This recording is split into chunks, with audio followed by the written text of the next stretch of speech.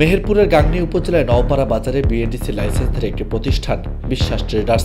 গেল নভেম্বর মাসে এই প্রতিষ্ঠান বিএডিসি থেকে 16.25 মেট্রিক টন টিএসপি এবং 17.25 মেট্রিক টন এমওপি সার উত্তোলন করেছে।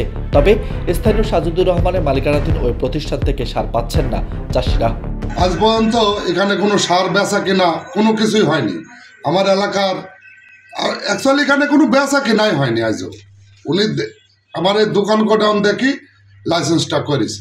মানে ন্যায্য মূল্যের সার তো দূরের কথা, আপনার বেশি দামের সারও তারা পাচ্ছে না ঠিক মতো। এবং একটা সারের দাম, ন্যায্য মূল্যের সারের দামের বস্তা হলো 1050 টাকা টাকার বস্তা, সেই সার 1500-1600 টাকা তো পাইছে না চাষিরা।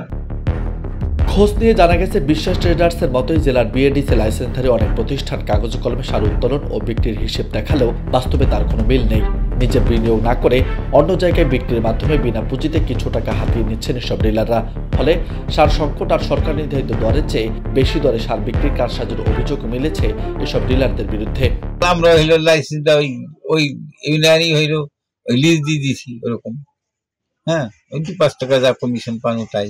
সব লাইসেন্স তো লিজ আছে, কেউই মাল তুলে না লাইসেন্স, তাই খরচও পুঁজি না। মেহেরপুর জেলা কৃষি সম্প্রসারণ অধিদপ্তর সূত্রে জানা গেছে, জেলায় বিএডিসি ডিলারের সংখ্যা মোট 100 জন। নভেম্বর মাসে এ সকল ডিলাররা বিএডিসি থেকে টিএসপি 1567 মেট্রিক টন এবং 1517 মেট্রিক টন এমপি সার উত্তোলন করেছে। একই সঙ্গে আমদানিকারকদের কাছ থেকে বিসিআইসির 35 জন ডিলার ডিএপি সার তুলেছে 1735 মেট্রিক টন। অথচ মাঠ পর্যায়ে আলু, গম, শীতকালীন সবজি ও ভুট্টা সহ রবি ফসল আবাদে ভরা মৌসুমে সার সংকট দেখা দিয়েছে।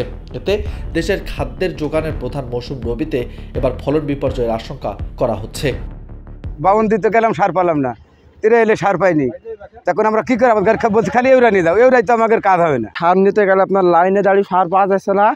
আবার হচ্ছে সার যদি 1700 টাকা 1800 টাকা বস্তা দেওয়া যায়, দোকানদাররা ঠিকই সার দিছে।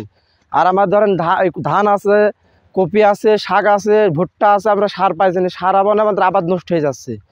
আমরা হয়েছে আবার এদিকে আপনার যে স্লিপ যদি হয়েছে বড় বড় ব্যাংকের নগ্গে যে স্লিপ দেয়, ঠিকই সার দিচ্ছে তাদের, কিন্তু আমাদের দিচ্ছে না, আমাদের মতো চাষিদের। বিএডিসি ডিলারদের সার কারসাজির বিষয়ে জানতে চাইলে বিএডিসির কুষ্টিয়ার সহকারী পরিচালক মহিউদ্দিন মিয়া দায় চাপালেন কৃষি অফিসের উপর।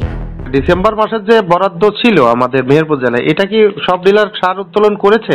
জি জি জি জি জি। যারা সার উত্তোলন করবে তারা এটা বিক্রি করবে যে নীতিমালা, সেটা সম্পর্কে যদি একটু বলেন আর কি। উপজেলার প্রশাসন হলো ইউনো প্লাস কৃষি অফিসার, তারা এটা তদন্ত করে যদি তাদের ব্যবসা বাণিজ্য সব ঠিকঠাক থাকে, কাগজপত্র বা দোকান গুদাম যদি ঠিক থাকে, তখন তারা যে বরাদ্দ পাবে ওই গুদামে তারা উত্তোলন করে ওই গুদামে ওই এরিয়ার চাষিদেরকে তারা বিতরণ করবে। এটা মনিটরিং করেলো সমস্ত কৃষি অফিস।